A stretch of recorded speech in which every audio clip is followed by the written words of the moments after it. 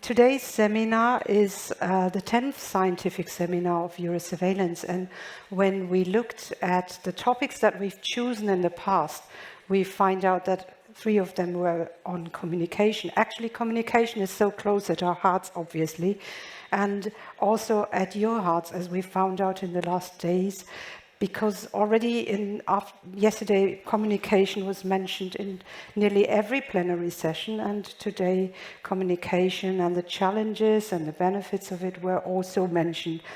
It was mentioned that we would not be the ones who should stay silent, we should speak up, we should be able to translate findings to those who need to act on them, based on data, sound data that is being collected, not just for the sake of collecting it, but for action.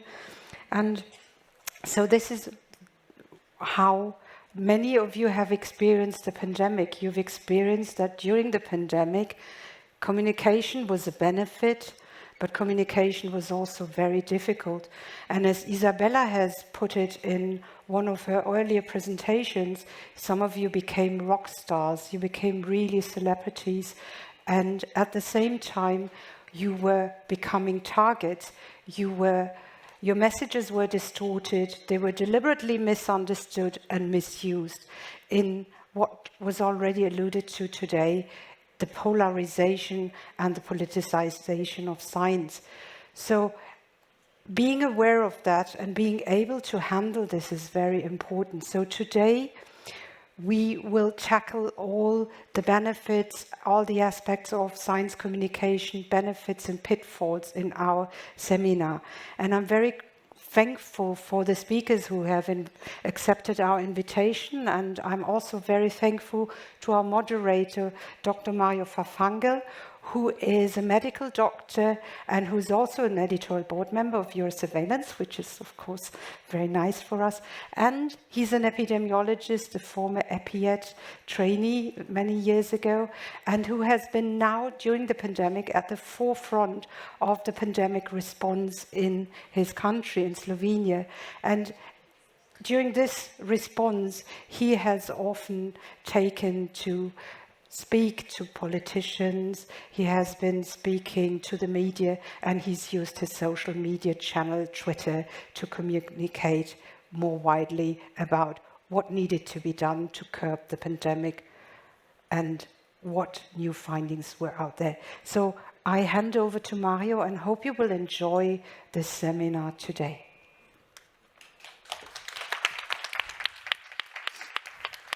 Thank you.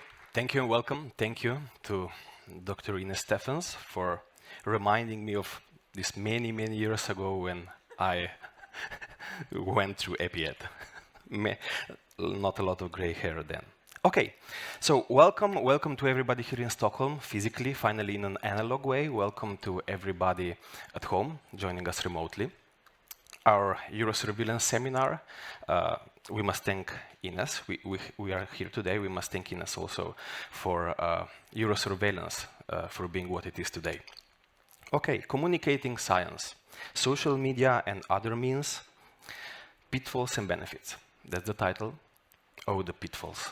That's not in the official title, but the pitfalls are kind of driving actually the discourse. And how to begin? A big thank you to our speakers. We have it in a mixed hybrid way.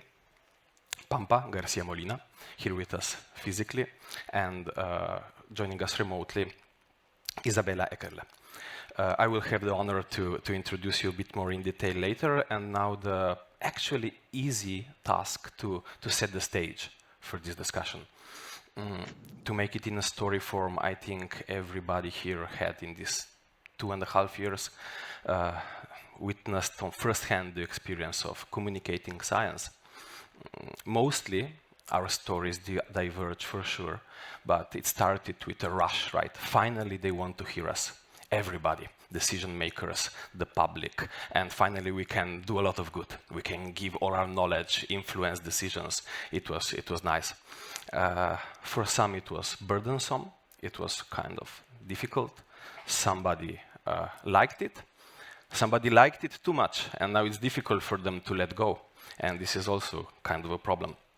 And then paths diverged. We find that it's difficult to play in a field that's rigged. In social media, to play with algorithms that are not built to build trust and community, but are built for something else, usually engagement and money. So what to do? Disappear. Some of us left, some got lost.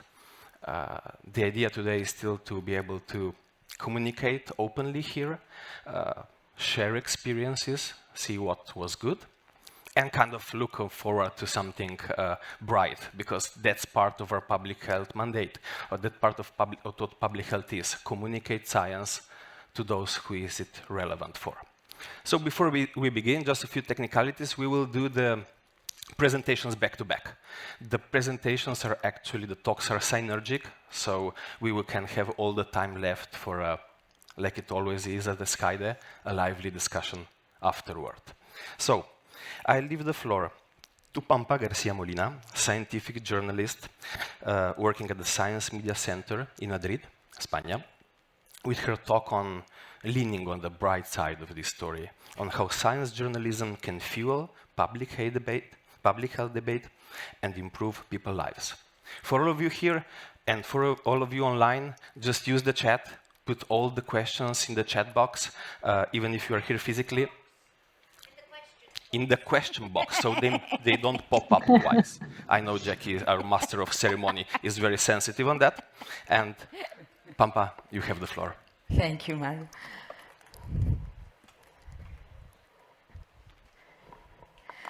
Good afternoon, everyone. Thank you for being here, and especially thank you, Ines, for your kind invitation to join this seminar with such influential people as Mario and Isabella.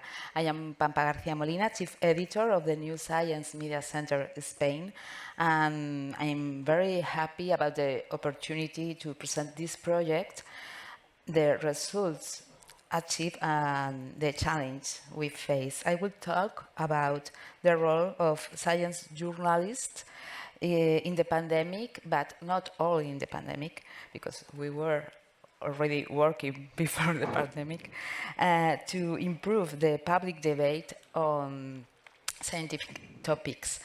In the first place, in the selection of the science news that everybody needs to know, that the public needs to know.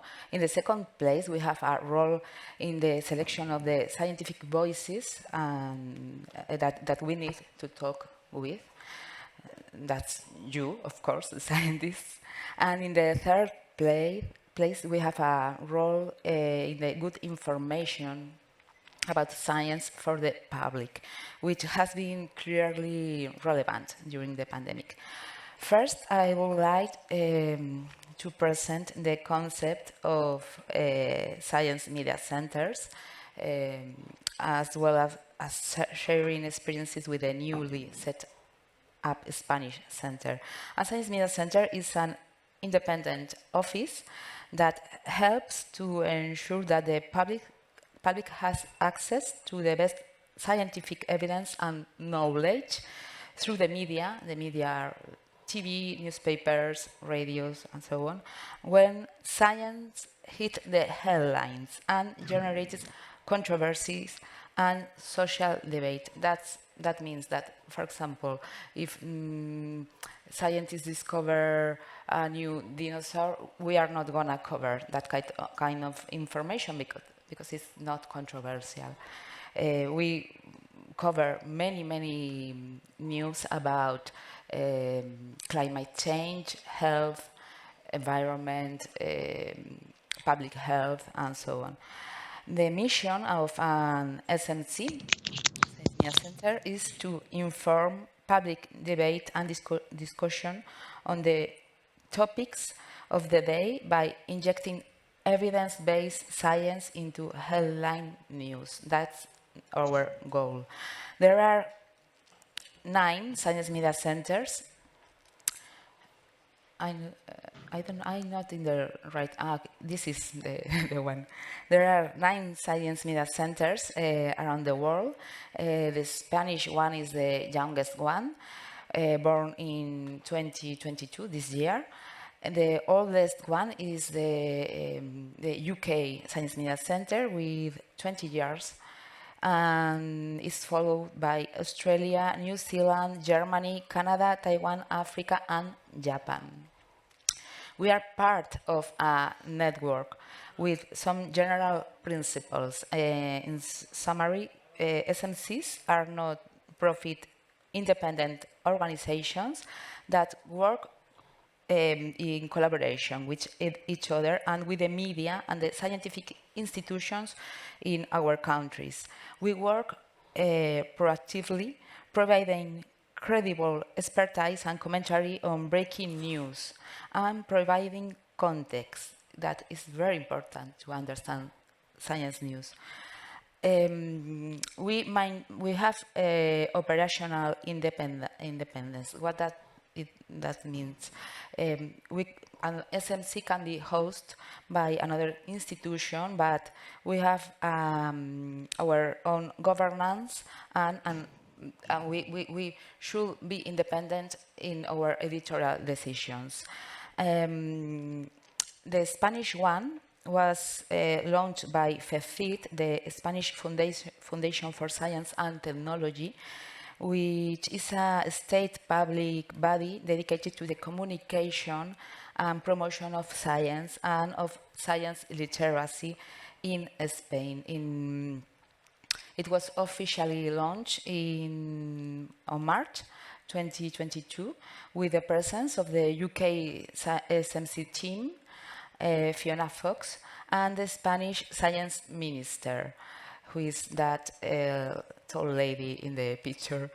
Since that time, the reception from journalists, from researchers and press officers has been very positive. This is our team. We are 2 people on staff and 2 permanent contributors. Of course, we need more hands to work, but we will see if we get them.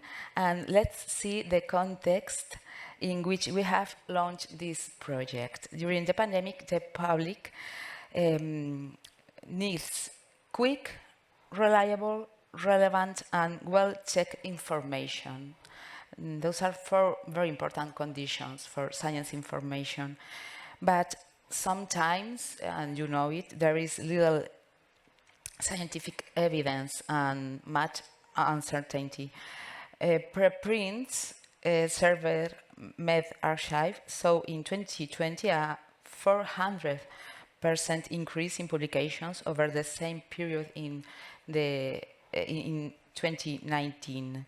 That means that science was happening live before our eyes, and this which indicates that research and knowledge sharing is taking place, and because we needed to solve a problem that can be also dangerous if the journalists accessing these papers, these no review papers, lack the necessary knowledge of the scientific publication system, or even if they know it, maybe they don't care about rigor for clicks, and that's very usual in the media. The public must understand that science is a process of discussion in which there are not absolute truths, but a consensus of all the community, and that it corrects itself, and that it has rhythm that sometimes cannot be accelerated. We have demanded an absolute predictive power to science, and that has created frustration, and that frustration has left room for disinformation. So the efforts of us science journalists are drowned out by the noise coming from various sources, at least in Spain, but I suppose that it's the same in other countries. For example, media overexposure, infodemics, polarized discourse and misinformation. So we need for science journalists and also for expert sources in the media. We need for scientists in the media with a level of responsibility in the construction of social discussion. Our objectives in this SMC Spain are these ones. To sum up, is to provide journalists with reliable information and sources, to work with the scientific community, to engage as a source for the media, and also to encourage the public to be informed about controversial scientific issues to improve the quality of the debate. Our features, we depend on FECID, but we are looking for private funding. We publish in Spanish and in English with a Creative Commons license. We have an statute and an advisory board to protect our independence. And this is our advisory board, sorry. There are people from science communication and also from research, from science research.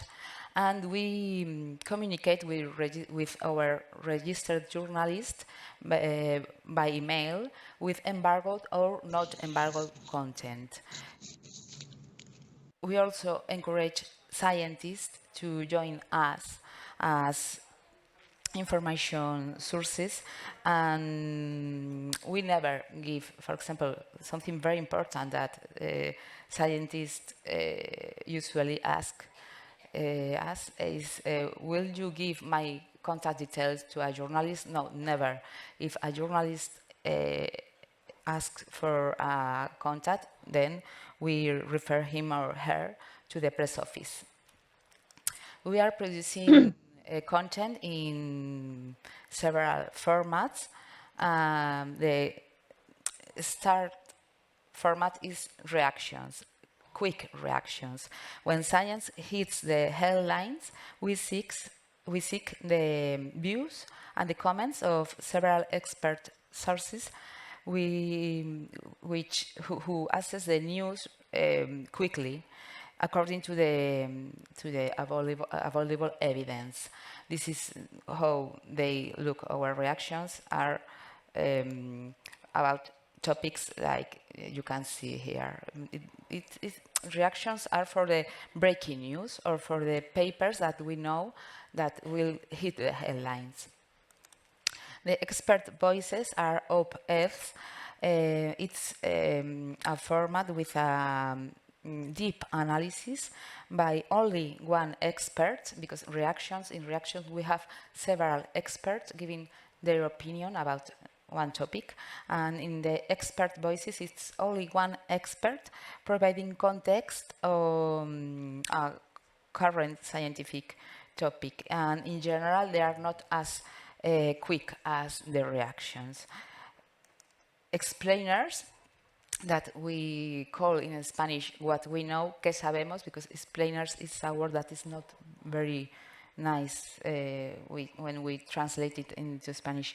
They are articles written by us, by the journalists in the SMC, and our team writes explanatory articles on topical issues to answer society's questions with context and depth. For example, you can see there about COP27 or about vaccines, of course. They are very useful for journalists. Our resource library,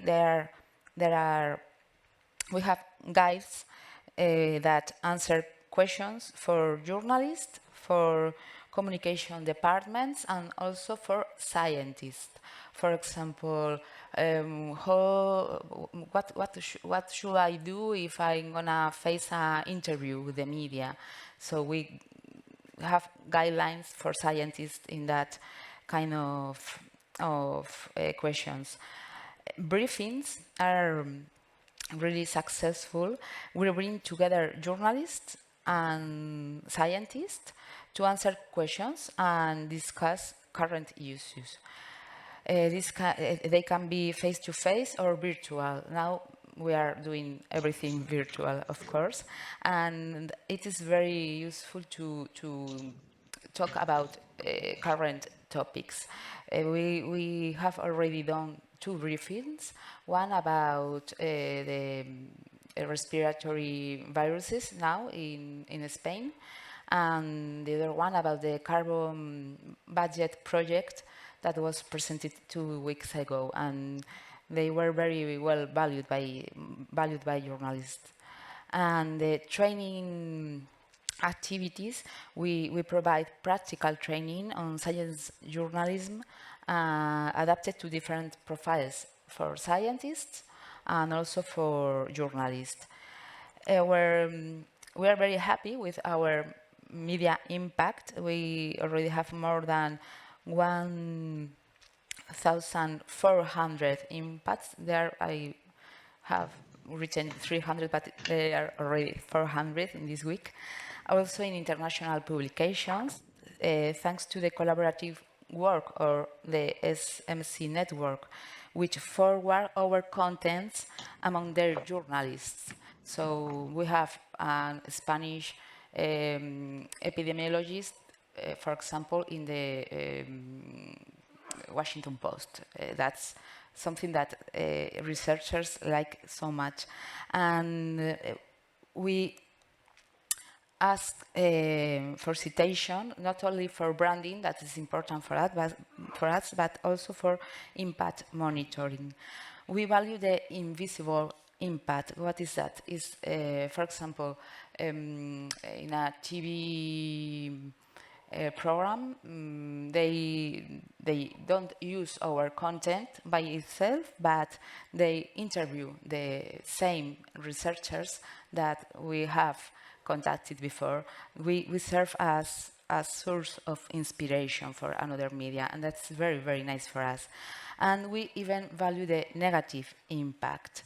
What is that? That's very funny because we cannot assess the negative impact, but we have the intuition that when we send a reaction about a paper that is not a good paper, or that shouldn't be covered by the media, because it doesn't have enough evidence, then we can see how the media don't cover that. So that's a very good point for us. Things that we are learning by doing. Speed is very important because in journalism we always say nobody wants to read yesterday's newspaper, okay? So we have to be very fast to get impacts in the media and also visits in our web page. When we have breaking news, journalists need quick reactions. And for example, we had much success with reactions about monkeypox outbreaks, about childhood hepatitis. Do you remember that? Some months ago, about COP27, about Nobel Prizes. And when the week of the Nobel Prizes, we have reactions like half an hour after the announcement, and that was really great for the media. We don't have to be afraid of political issues related to science, such as several laws in Spain, Mar Menor law. Maybe you don't know that, but it has been important in my country. The new science law in Spain, the animal protection law, or topics such as the transgender minors, etc. They are important for the general public. They are political, but also they are based on evidence and of science. I think this is a very important point. We have, as prescribers of papers for the media, when we choose to react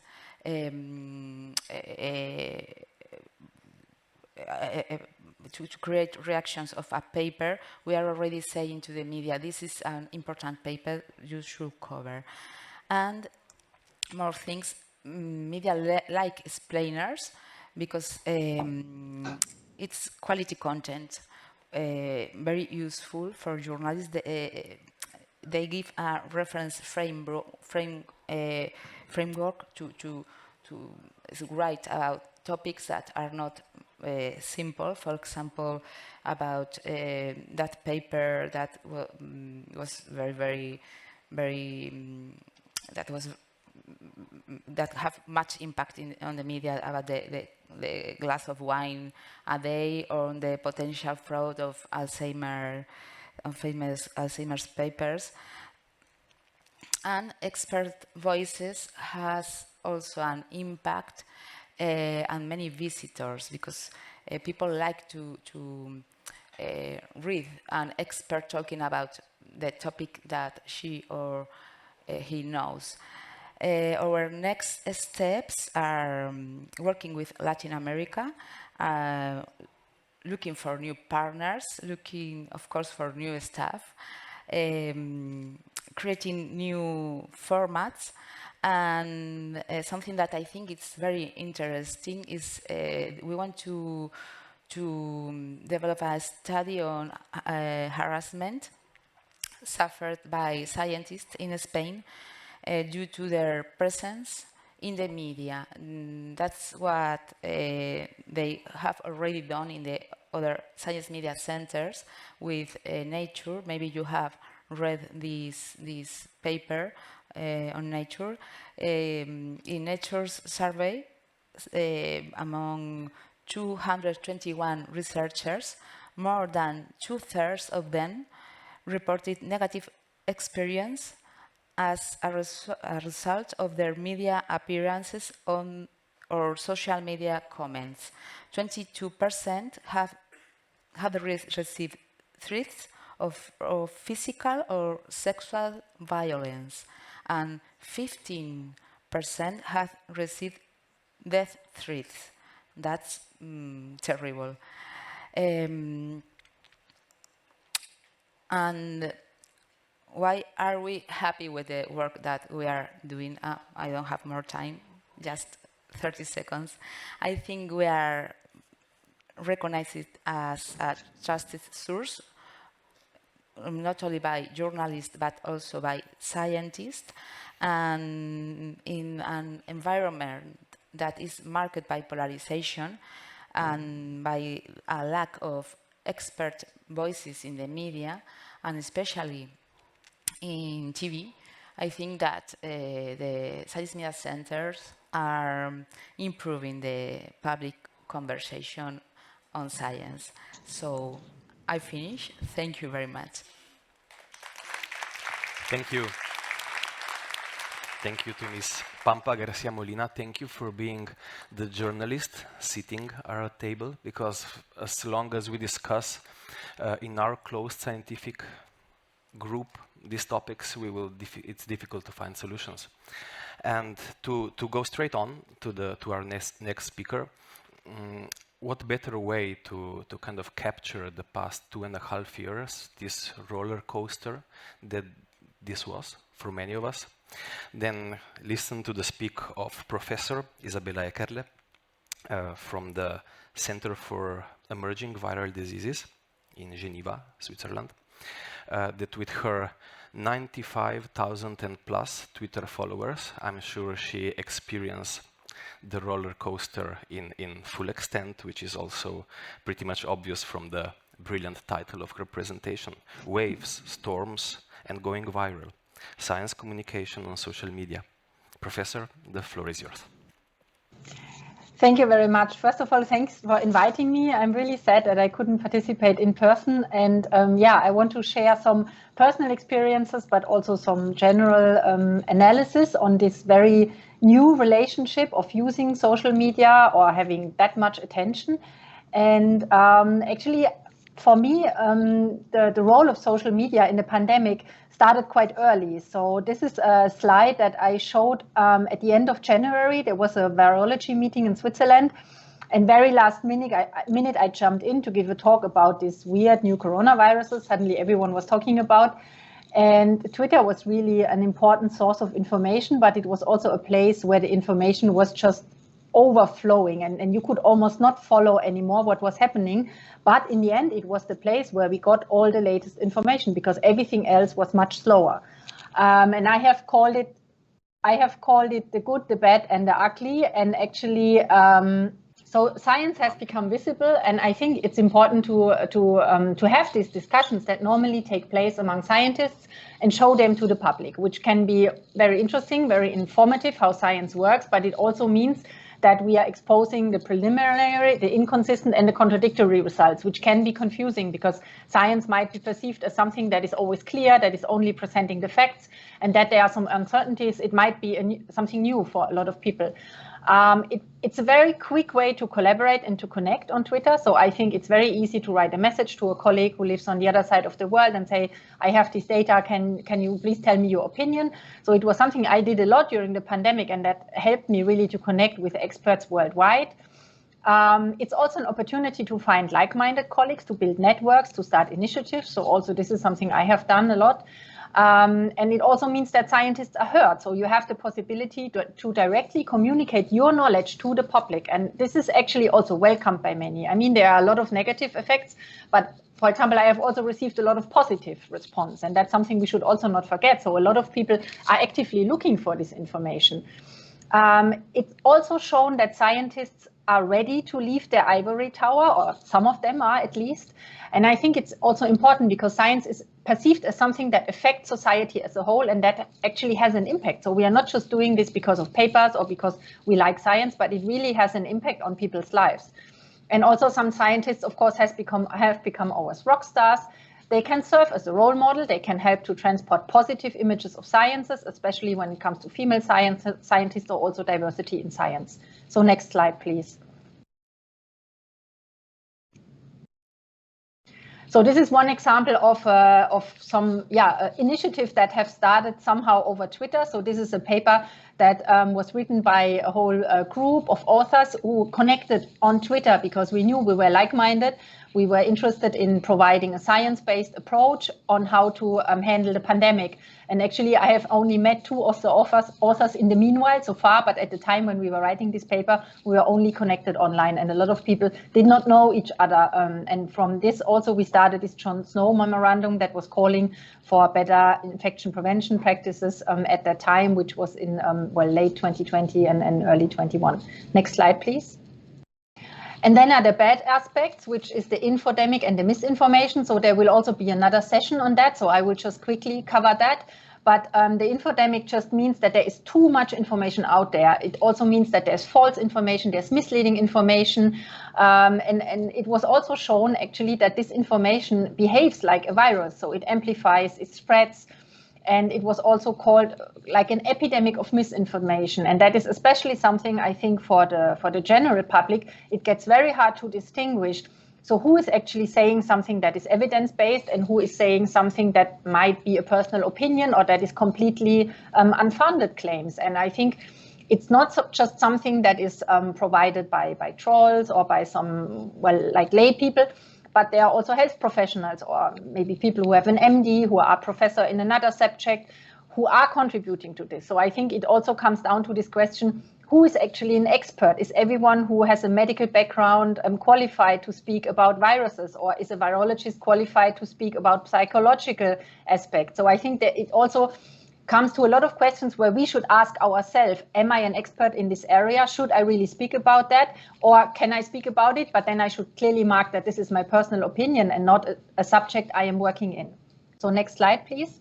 And the infodemic also means that there are new elements that can be understood and controlled like a virus can be controlled. So for example, the study of infodemics is relatively new. There is little known about the relationship with epidemics management.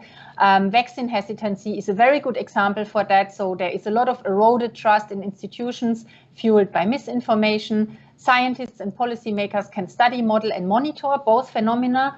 And I think it also shows that we absolutely need better interdisciplinary research on this area. And there's a very nice paper from Sylvie Bryant on infodemics. And actually, when you compare the two of them, the epidemics and the infodemics, so they share a lot of similarities. So the agent, you have an infectious agent on the one hand, you have a type of message on the other hand, you have a certain medium that is promoting or is allowing the replication of this pathogen or of this information. You have a time scale, you have a network of interaction, and you also have actually have control measures. So in the same way, like you can control virus spread, you can also somehow counteract against misinformation that is especially taking place on social media. So next slide, please. And then I think there are also a lot of challenges on science communication in social media. So science is a process. Knowledge is constantly under validation. And that might be something new for a lot of people. Understanding science as a self-correcting process. So it doesn't mean that someone made a mistake and that sometimes people start to dig out your old tweets or your old comments to the press. And then they say, see, in 2020, you said this and this, but now it's completely different. So you were wrong. And this is not how science works. Of course, we had some hypotheses in the beginning, and a lot of them had to be revised because there was new information coming in, but that is just how science works. It also has shown that misinformation can have life or death consequences. So a lot of the anti-vax movement has cost life because people did not get a vaccine because there was misinformation out there, and in the end they died because of COVID-19. There's also a big question for me on the responsibility of platforms. So how do they deal with misinformation? Do they mark it? Do they cancel it? There's a strong tendency to have a cherry picking of debates. So if you want to find an opinion, you will definitely find it, whatever it is. So there's a lot of confirmation bias. There is a high risk of communication and tweets taking out of context. So just by showing part of the tweet or taking it completely out of a communication or a conversation. We know that algorithms are absolutely not made to provide the best reliable health information, but rather for clicks. So it means the more controversial your tweets are, the probably more attention they will get, even though you may not be giving good health information, but you're spreading fake information. For many topics, I experienced that there is a lack of basic and of technical understanding, and that you need to have a certain basic understanding of how things work to have this discussion. So for some of the things like how does a PCR work, how does virus isolation work, you need to have a certain level of education and understanding to be able to discuss these topics. And if you don't have that, then a public communication is not possible anymore. There is a danger of mixing opinions and personal views with scientific data. And actually, we also know that scientists are usually not trained to use social media. So we might use them as a private person, but then in the pandemic, we suddenly have become a lot of attention, and we are not seen only as a private person, but also as an expert. And I think in the traditional way how science works, also institutions can often provide only little guidance and support. They can also or do not offer protection when it comes to attack. And they are sometimes also not able to give you the legal advice if you are threatened, or to help you in the way like it would be necessary. So next slide, please. Something I think we have also learned, that engaging in policy and on social media also has its price for scientists. So there is investment of time and energy. So the time that you spend communicating is time that you do not have for your research or for yourself. I have experienced that there's always a high demand for information at the same time when there are important new research questions. So for example, whenever we had a new variant coming up, or when there were very research intensive times, there was also a high demand for information. And sometimes you just have to decide, you have to say, no, I can't, I have to go to the lab, we have to solve this problem first. But then it's maybe someone else who fills in that gap because you cannot do it. There is also a risk of losing credibility by being cited in a misleading way. Journalists also sometimes reuse your tweets. They put them in newspaper articles, they put them in TV shows, and they don't speak to you. So instead of conducting interviews, they use what you have put out there, and what you have put out there is out. So you cannot take it back. And even if it's used in a wrong way or in a misleading way, in such a situation, you don't have the possibility to contradict. And this is, of course, done without authorization because it's publicly available. But it's something that I also had to learn, that it might be used in a newspaper article and suddenly you get a lot of aggressive emails and you don't even know what happened. And then you start looking and then you see, oh, yes, someone picked up something I tweeted like maybe a week ago and it has received a lot of attention. Scientific engagement on social media is also something that is a young phenomenon. It's sometimes seen critical by older colleagues who think people should not do that because we are scientists, we're very serious, we don't use this kind of media. And so I think it's also much easier to do that when you are in a stabilized position than for junior colleagues. And it can also be seen by colleagues that when you are active on social media, maybe you are not just working enough because you have time to do that. You should rather be in the lab, and this can somehow question your professionalism. So next slide, please. Yeah, and then there's the UGLI, the attacks on scientists engaging in social media. So there were basically 2 studies that have very nicely showed this issue. One was done by the journal Science, published in March this year, and they have contacted more than 9,000 researchers who have published on COVID-19, and about 500 responded, and 38% reported at least one attack on them. These insults, they ranged from death threats on social media, by email, by phone, or even in person. And that's also something that is interesting. So even if you post something on social media, it does not mean that feedback remains on social media.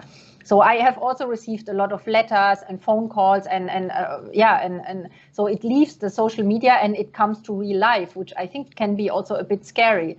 It has an effect on scientists' lives, on their workplace, but also on mental health issues. It aligns with reports of violence against healthcare workers. And but it was also seen that this kind of harassment, it's not new or unique to COVID-19. So it was experienced before, for example, in the field of climate science or animal research. And this harassment has also led to the withdrawal from a lot of scientists from public communication, because a lot of people just said, I do not want this anymore. I do not want this for my family. I feel insecure. My institution cannot protect me. I will not say anything anymore because why should I do it? It doesn't have any benefit for me. So next slide, please. Yeah, and this is just a figure that displays what I just said. So you can see that a lot of them have received these threats, these attacks, and interestingly enough, the people who experienced this during COVID-19, most of them have not experienced this before. So it really shows that virology has become a very politicized topic, but it was not like that before, because for a long time, I mean, people were not really interested at all in these weird viruses and in epidemiology, so there was no reason to attack scientists, and this is really quite a new phenomenon, at least for the field that we are working in. Next slide, please. So yeah, and this is also some other data that are out there. So there are some topics that are especially toxic. So for example, one very toxic topic was speaking about alternative treatment options. So treatment with chloroquine, with ivermectin, was very much promoted by a lot of alternative sources, and people were really into this treatment, and there were many studies done, and none of these studies have seen actually an effect. And if you were speaking out as a clinician and said, do not take this medicine, it is not good for you, it is not effective against COVID-19, there was a lot of harassment. Another one is, of course, the origin of COVID-19. So this discussion about, is it a natural cause or is it a lab leak? So that's a discussion that is very politically charged. Vaccine passports or mandates, wearing masks, vaccination, also children and COVID-19. So if you speak out for one of these topics, or even you give neutral comments on that, you can almost be sure that you will receive a lot of negative comments. And interestingly, in these studies, they did not find a difference if it was a female or a male expert. But for example, especially in the topic of ivermectin, there was a very nice comment in the Lancet Infectious Diseases that was specifically about female scientists being attacked. And I think it has the nice title of Cyber Harassment of Female Scientists will not be the new norm. So it's something that really cannot take place, and that institutions really have to take steps to not allow this. Next slide, please. And then there was another study that Pampa just have shown. So there was one done by the journal Nature. And this was not people who have published, but people who have commented about COVID-19. But in the end, it has found, it has found more or less the same. So there were a lot of attacks, especially people using social media. So people who use Twitter, they were almost used to that. They said they were always or usually attacked on the platform. But on the other hand, 85% of the respondents also said that their experience engaging with media were mostly positive. So I think it's also an important point that there are, of course, also positive aspects. So next slide. And this is a bit, well, my own experience. I am working on coronaviruses since a long time, long before the pandemic, since 2011.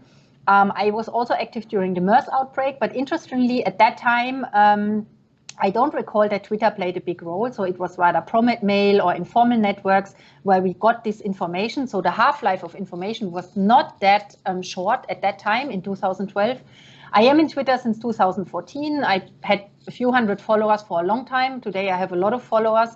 And Twitter has become an important source for real-time information for me, but also, for example, to follow conferences and to keep up to date. And that was very nice in a very small circle where you could actually discuss science. The general public was really not interested in that. And today it has become very difficult because there's a lot of noise. So you cannot just put out a paper and ask your colleagues, what do you think? So you will be drowned in comments from general people, from lay people, from harassment. So it has become very hard to use it as I have used it before. And I personally have the impression that these attacks and also the need to block people to report comments has much increased in 2022. So as the pandemic has moved forward, the situation has become, or the whole atmosphere there has become much more unpleasant. And I have also made experiences, of course, engaging in policy and not only social media, but also traditional media. And I think, especially in the beginning, but also throughout the pandemic, there were many times the feeling that science advice was unwanted. So when we warned of a wave or that this virus could come back after the first wave, for example, we were accused of fear-mongering. So I was called an activist, a panic professor by Swiss media. The concepts that science can deliver solutions was not welcomed. Sometimes scientific advice was sought from people who give much more convenient information, who say like, yeah, we should not worry, and there have always been new viruses and everything will be fine. And then I personally had also the impression that there were suddenly a lot of new experts on emerging viruses that I did not know from before 2020. So a lot of people became experts during that time, but they were not working on this topic before. And that has sometimes also made it a bit difficult to discuss things, because a lot of people have used this opportunity to move in, and it has made it much more difficult to really, I think, sort out what is science-based and what is maybe more general opinion. So my personal takeaway of this pandemic and of science communication was that it's a great channel to connect with colleagues, but sometimes it's good then quickly change to a more professional exchange. So maybe contact people, but then continue by email.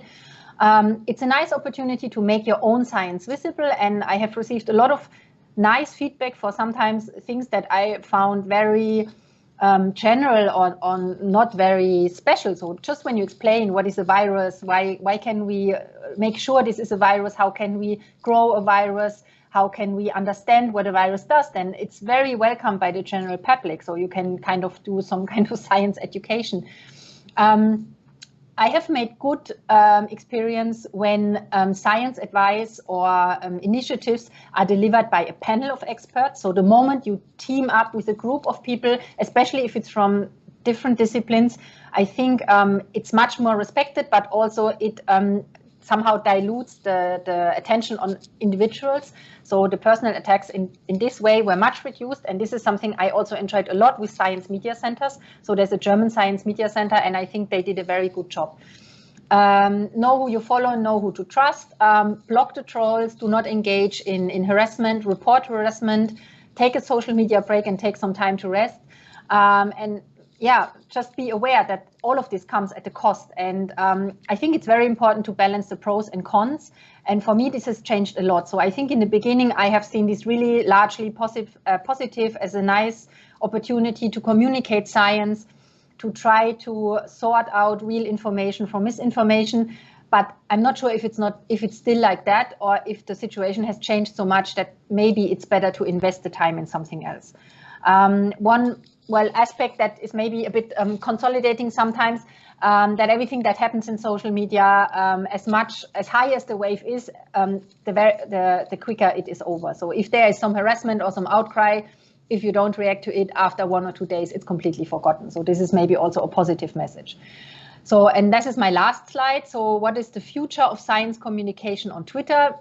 So you are all aware that right now there is a lot of discussion what will happen with Twitter. There was a very nice article in the New York Times from Carl Bergstrom, and I found it quite interesting that a lot of people really had exactly the same feelings like I had. So he says, like, by early 2020, the value I found on Twitter had fallen off. There is no more debate, there is no more exchange, there is just harassment, and COVID Twitter it's actually not useful anymore. So somehow it has become a waste of time to post things. There was also a nice article in Science News by Kai Kupferschmidt. What will be alternative places? So many scientists have started to move to another social media site, which is called Mastodon, which is a bit different to Twitter, but which could maybe replace Twitter. So when all these ups and downs with Twitter started, really a lot of people moved there. And a lot of people feel that the cost-benefit analysis will change because Twitter might become a place that will be even more unsuitable than it is already now to discuss science. So with all this new system of being able to buy a verified account, there were a lot of anti-vax accounts. There is a lot of misinformation, harassment there was already a lot of harassment before, but if this becomes even more, then probably it's not possible to stay on that website, or if you decide to post something, you will probably say, I do not want this anymore. And I have a last summary slide, but I'm already late in time, so I just let you read this. I think my takeaway is that we as a scientist, we have to discuss how we want to use social media. We have to be aware of the impact. There is a chance for that, but I think we also need training, we need better protection by institutions, and we definitely must have structures that scientists are not silenced. So these attacks of scientists, in the end, they aim at silencing scientists. So I think this is something that we should really discuss, and that for me is maybe the biggest takeaway, because we face a lot of crises, we need science, and we need to make sure that the voices are still heard. Thank you very much. Thank you. Thank you very much, Isabella. I hope you can hear the applause. Thank you for weathering the storm of the pandemic. Thank you for weathering the storm of technical difficulties we kind of had. Apologies. I hope you, from home and from here, managed to enjoy the presentation. Isabella did a wonderful work. I hope slides were synced more or less, but the message is clear. So how to begin, how to break the ice, how do we have almost 30 minutes for discussion. And that's like the main part we want to have here. Just keep going, the questions on the question tab of the app. Exactly. And we also have, due to the technical difficulties, we want to go even further and make the opportunity to have even more technical difficulties, but having also questions and comments here in the room, okay? So there's a nice analog pushback, which is actually what we are made for, to learn from each other in person. So to begin, I will just break the ice with a question, first of all, to Isabella in very, very, very direct way. Your talk is giving us hope, telling us to, as somebody on a cross said many years ago, always look at the bright side of life, right? But kind of how do you manage? Okay, you are still there, many left. What's the driving force? You talk about Mastodon, new opportunities, by actually, why haven't you left yet? Yeah, well, actually, I mean, Twitter is still a place where you have a lot of outreach, where a lot of scientists are active. Many have left, but there are still many who are active. I have experienced, if I post really neutral things about conferences, about papers, strangely enough, if it's in English and not in German, then sometimes I feel it's a different audience. I don't know why. Then it's still a place that you can use. So if it's really an academic exchange, if you post something that is really, like quite on the science side, then maybe it's not so accessible for people who like to harass you. So it's still a great way to communicate. I try to post less my personal opinion about the pandemic, because this is something where, where you will just end up disabling commentary functions, because you do not want to have all these weird comments under your post. But I still think it's a good place to have an outreach. I think Mastodon could become a very interesting alternative. A lot of people are moving there already, but of course the number of people who are there are not that high, it's not that active. So I think for the moment, it's still a place where you can reach your colleagues, but you somehow have to be careful what you say out there. And I think this is really sad, because this is not how it should be. I should not have to think about, can I write something on children? Can I write something on this? Because if I do, then I will just receive a lot of attacks. So I think it's not a very good sign that it is like that. Thank you. Yes, you auto-censor and restrain yourself, and maybe we could do better. Pampa, let's go from the questions that went online or from here, from the room. Let's start with something really easy. How do we ensure the integrity of the media centers? So, for example, not being affected by your own prejudice, the prejudice of your colleagues, the pressures? That's a good question.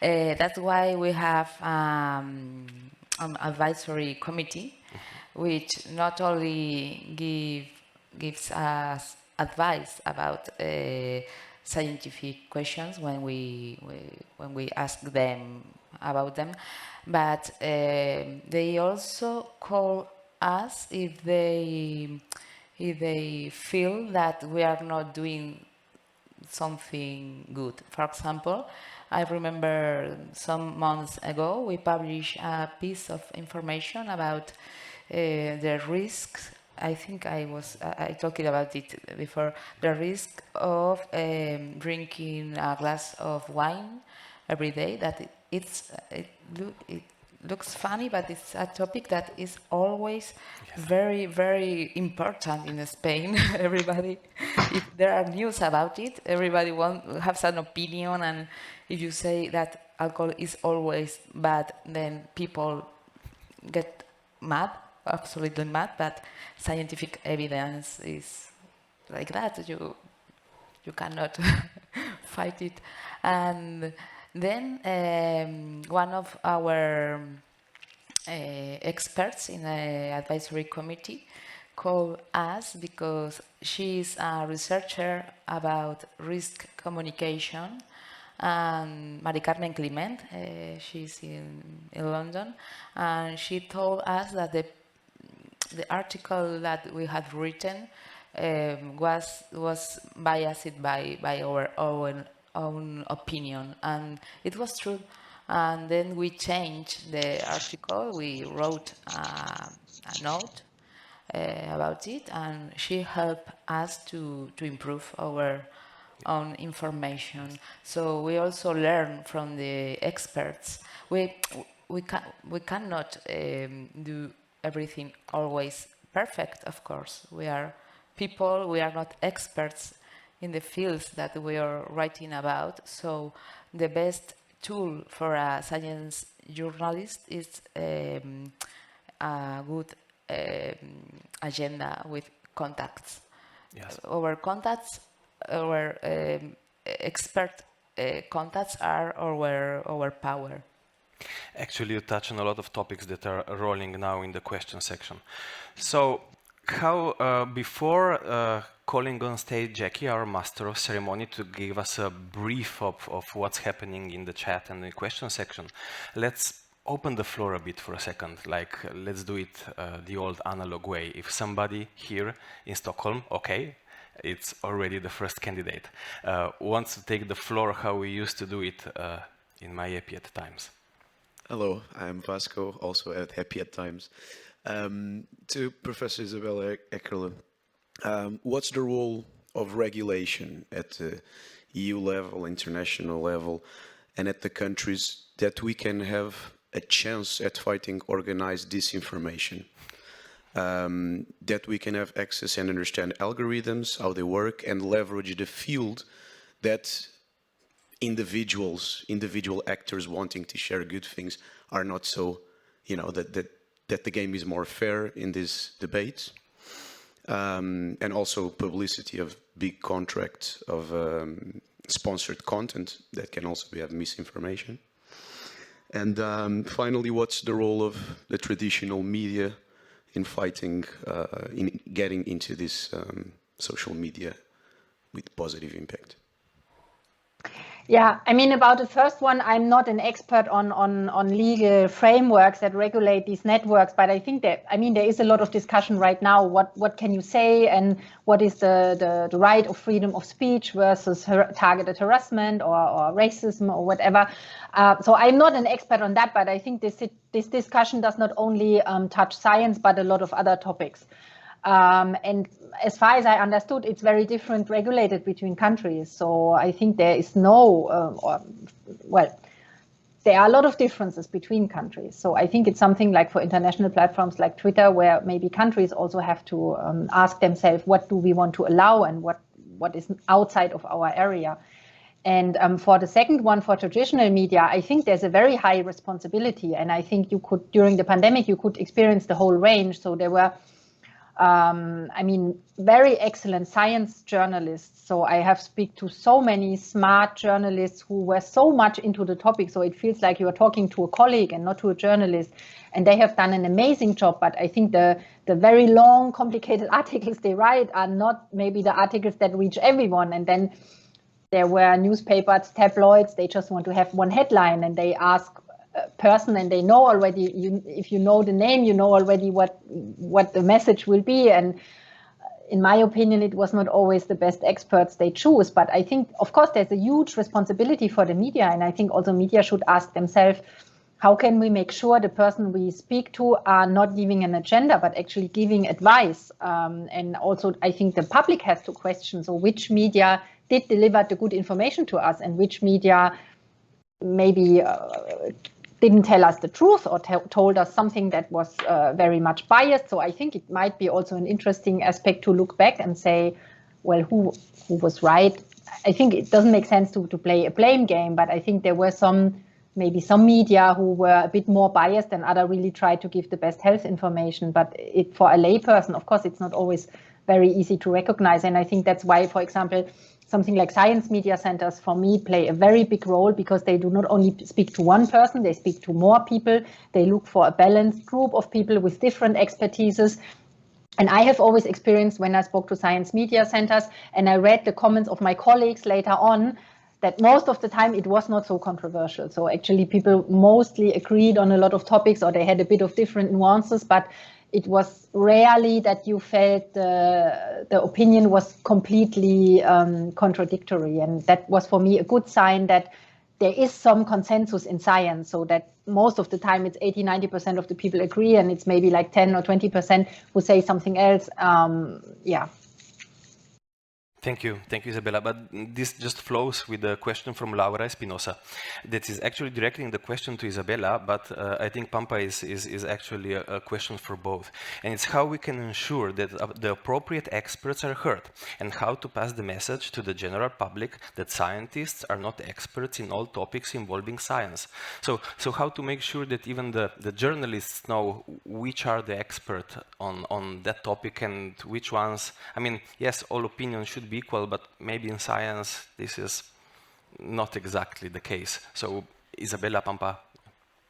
Well, in Spain we have a very good problem with that, because and I also would like to comment the previous question about traditional media.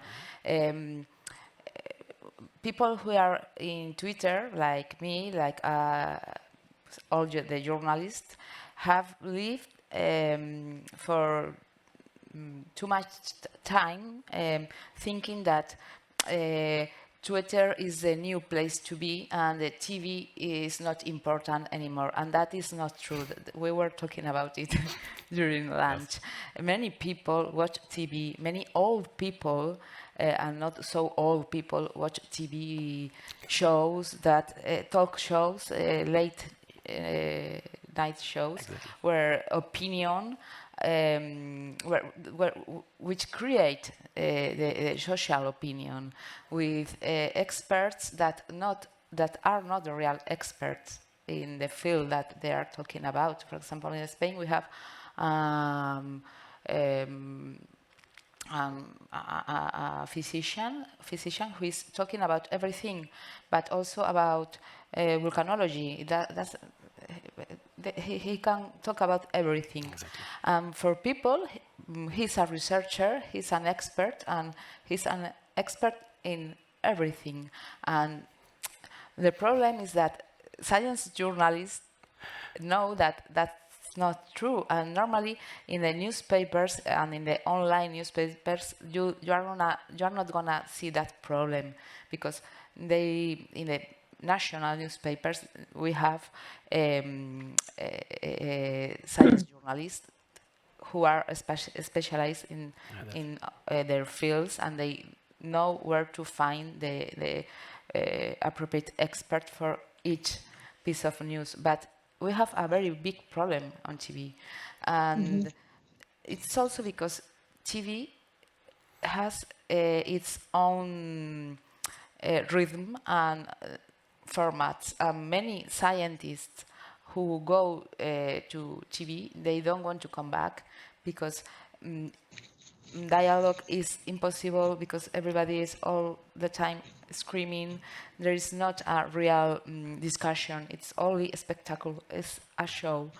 It's not information. It's like a false information show.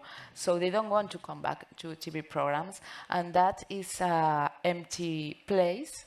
Exactly. That is going to be filled by anyone who wants to be famous, or who wants to write a book next year, or who wants to sell technological solutions for COVID.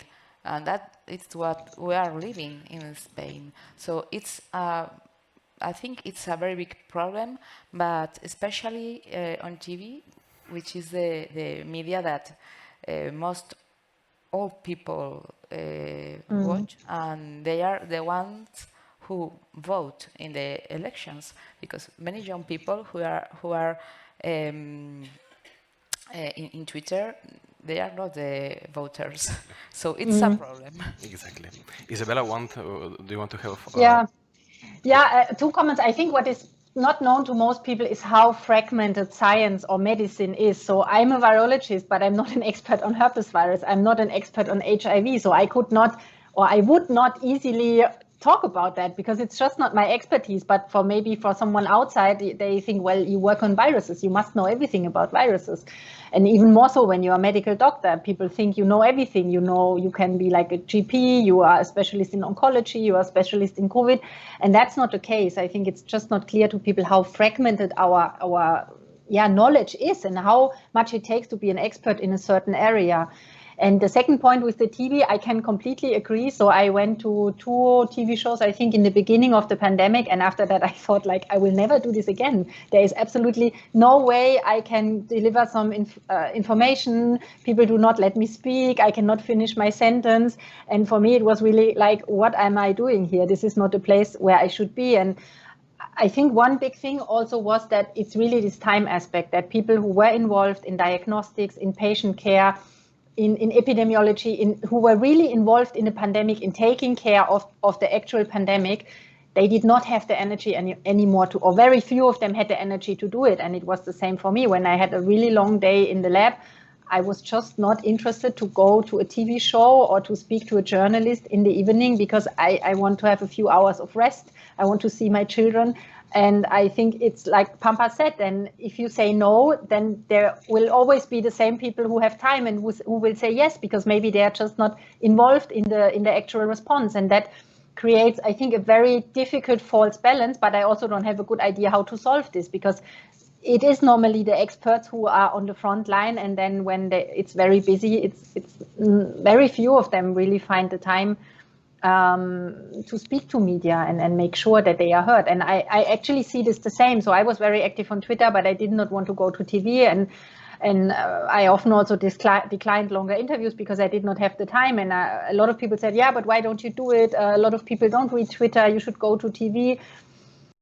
But yeah, and people sometimes forget that this is, of course, not our main job. My main job is to take care of our center, to provide diagnostics, to make sure we have the newest assays, we analyze the variants.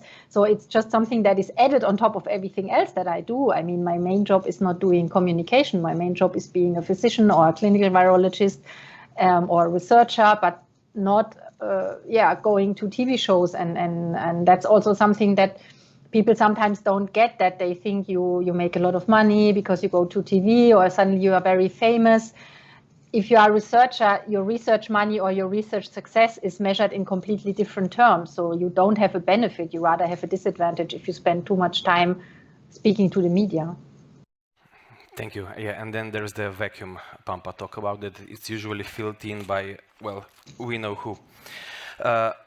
Jackie, I know I told you I will call you on stage, but not yet, because I think what's popping up, and it popped up in both of your discourses a lot, is what are the alternatives, okay? What are the solutions?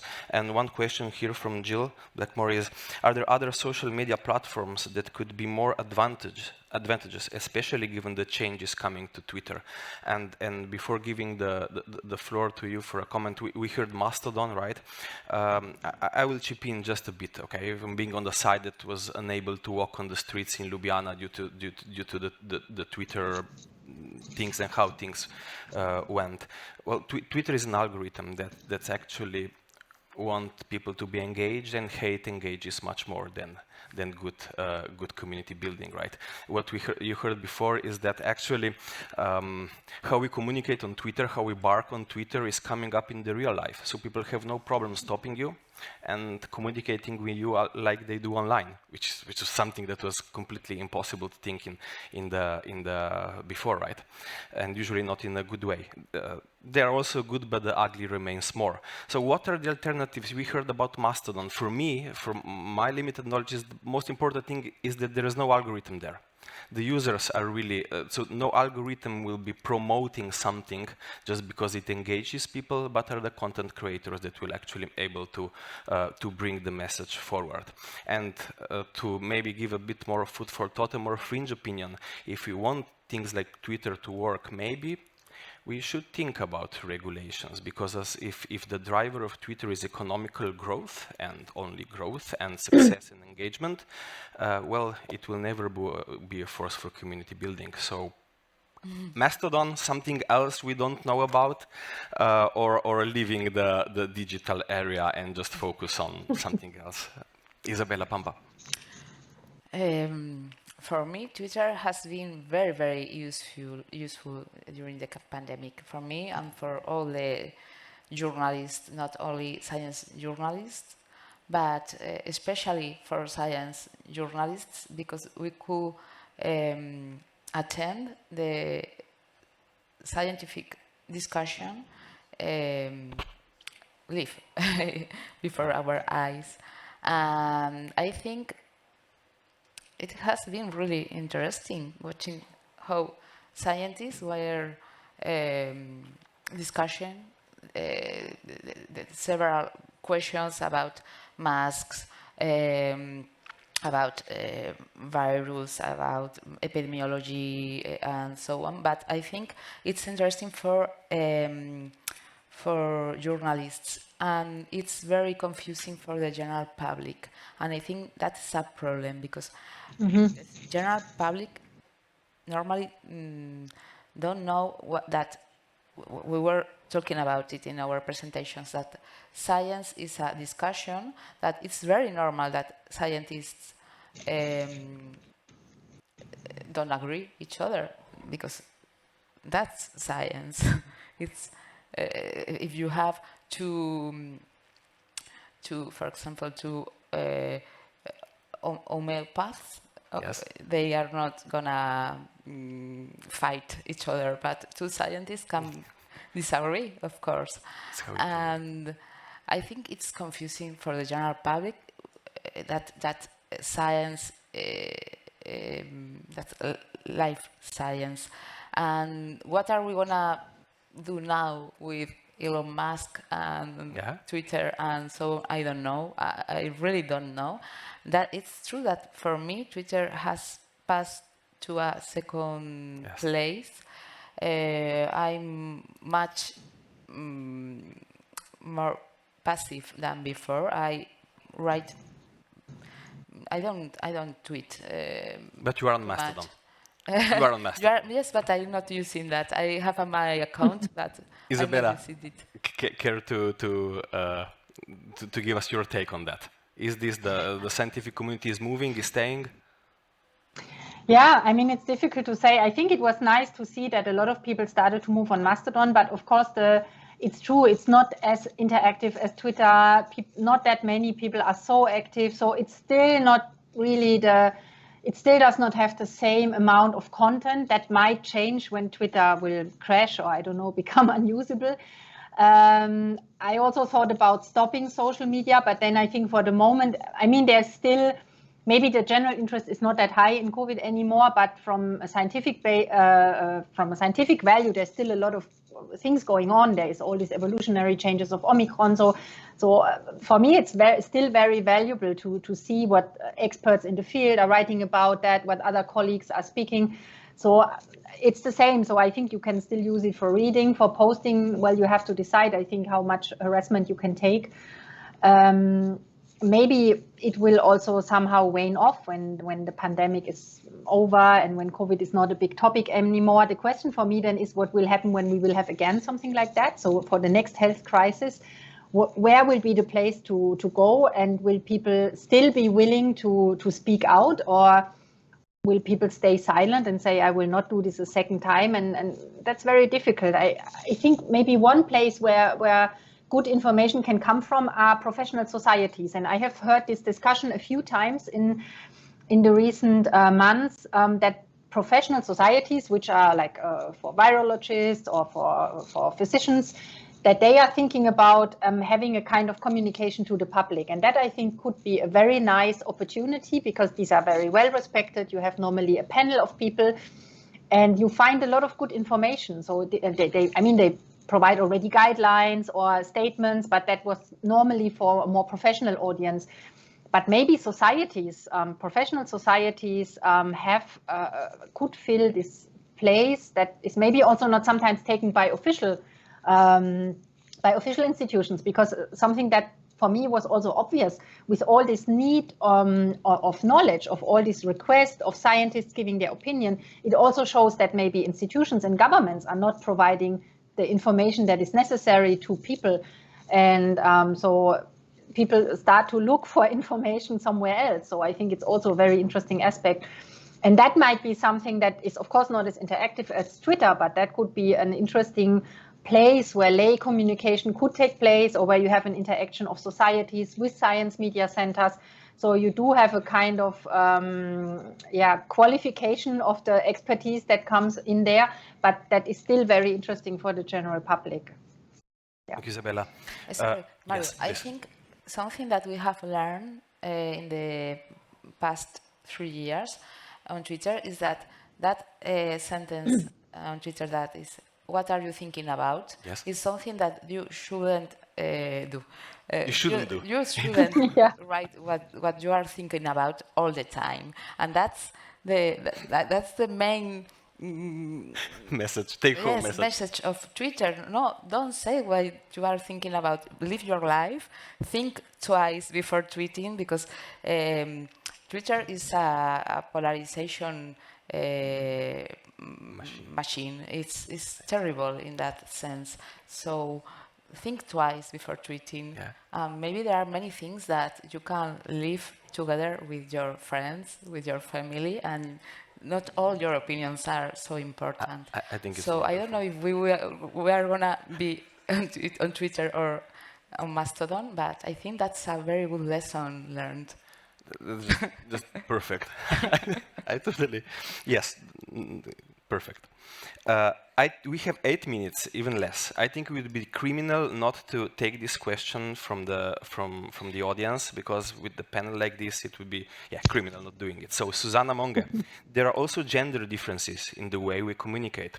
While women are the majority among epidemiologists in my country and in many other countries, also in Slovenia, experts in Twitter and communicators in media were mainly males. I would like to know the thoughts of the panel about it. So, please. In the Science Media Center in Spain, we have we are sure that there are many gender differences in science communication. In fact, we want to study that, because when we seek for reactions of experts, we try to contact as many women as men for each topic. And there is a very, very big difference in the answers we receive. Men usually answer us, and many more women say, I don't have time, or I'm not a real expert in that field, when she is a real expert in that field. Exactly. Or I prefer you to talk to my boss, because I'm afraid that he could get mad if I talk before him.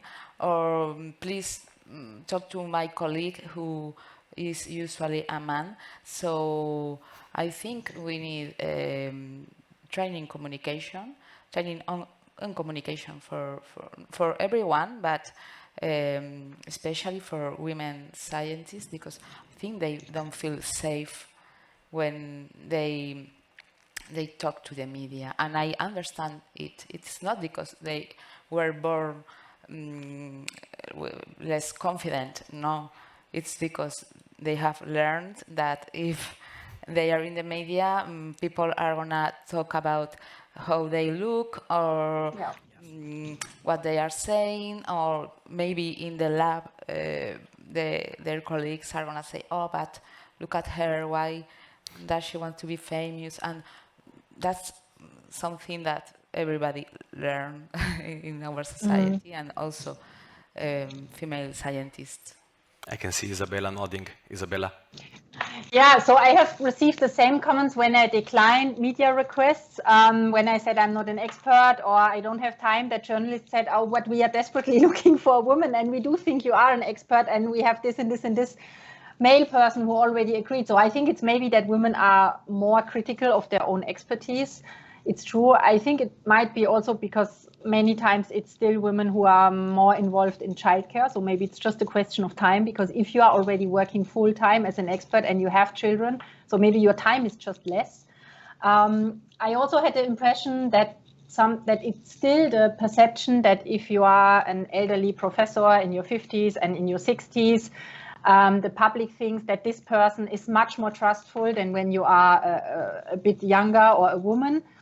So, I mean, I worked in coronaviruses almost 10 years before the pandemic, and still I often had the impression people think, well, she cannot be really an expert. She's only in her 40s. But if we ask this professor in his 60s, who may have never worked in the topic, but he looks so trustworthy, maybe it's just my personal opinion, but I had the impression that as a woman, you have to fight much harder to be perceived as an expert and as someone who really knows what she is speaking about. And yes, I think it's very good when journalists and also like Science Media Center, they actively look out for it. But I heard this many times from journalists that it's hard to find a woman who speaks about that. And it's true that the feedback that you get, it's much more often related to how you look and maybe also to your family. And so I have the impression that the attacks are a bit more personal than they are for males. I mean, these studies did not find that, which I found interesting, but it's my personal perception that this could also be a reason that you think next time, well, why should I do this? So it's the only winning move not to play, as Florian commented in the chat. I think Ines wants Okay, more. I have one comment, because you alluded to that. I think it was the science study, which showed that there are certain infectious topics And it also showed that women, the harassment against women is, as you both pointed out, is much more different. It's more sexual than it is against males. So there is a reason potentially why women would withdraw more easily also if they had been out there. But I was also wondering about the organizational support. So far we talk a lot about the individuals, and some of you, they are just able to communicate, whereas others, they may be the experts, but communication isn't given to them as a natural strength. So what can an organizational what could the organizational aspect be to support, first of all, when you have to comment on an infectious topic, and secondly, also to hone your skills, to enable you to communicate uncertainties and evolving evidence? Okay. We have actually 1 minute left. Before we can, and the signs are pretty much clear here. Do you have a one-liner, maybe Isabella Pampo, you want to comment on Ines, or if not, Isabella, please do. Well, I think institutions should provide more training, and then they should also back up scientists when there is harassment. So they should say, well, we like you to speak about that, to represent our university, but if you get negative feedback, we will also stand by your side. We will help you to maybe to sue someone. And I think that at the moment there is no real infrastructure in place at universities for that kind of interaction. Isabella, we have 30 seconds more, Pampa. I agree with Isabella. I want to say that in the science media centers, we have published guides for scientists, men or women, who are in this situation, in this harassment situation. But I think that institutions should have stronger support for their workers who are receiving harassment attacks. So Jackie, don't look at me badly. They gave me 1 minute more, so it's not my fault. The closing remarks are: we don't want to leave the field open. We want to be the spearheads of communication, but don't be too harsh on yourself. Okay, for all those who left, for all those who are still struggling to be here, just think that you, your health, your family is where your heart is, and if you lost yourself, find yourself. I think in the whole 400 plus speakers of ESCAIDE today, somebody needed to hear this. I for sure did in the past 2.5 years, so take good care. Thank you very much indeed, Mariam. Thank you. Thank you to you.